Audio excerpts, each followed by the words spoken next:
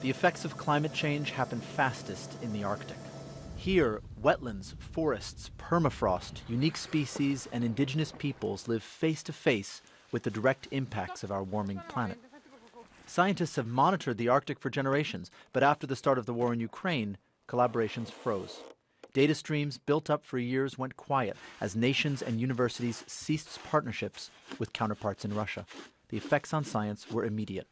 One of the most concerning data streams that we have lost is real-time or near real-time observations of atmospheric greenhouse gas concentrations from towers that are placed across Siberia. Interact, a European network, runs 89 collaborative Arctic monitoring stations. 21 across Russia lost funding after the war began. Information that can only be gathered on the ground is already being lost.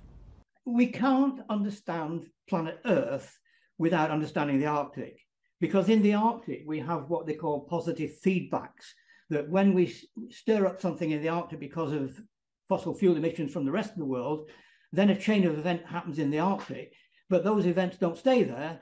There's an amplification of climate change which happens in the rest of the world. The Sami Council represents indigenous peoples across 4 countries, including Russia. It suspended funding its Russian representatives while maintaining scientific research.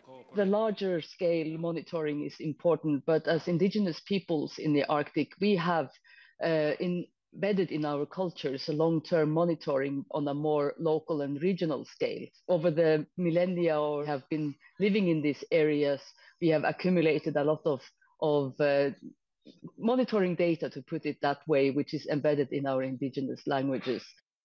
The Arctic is warming fast. The full costs of the data loss may not be known for some time.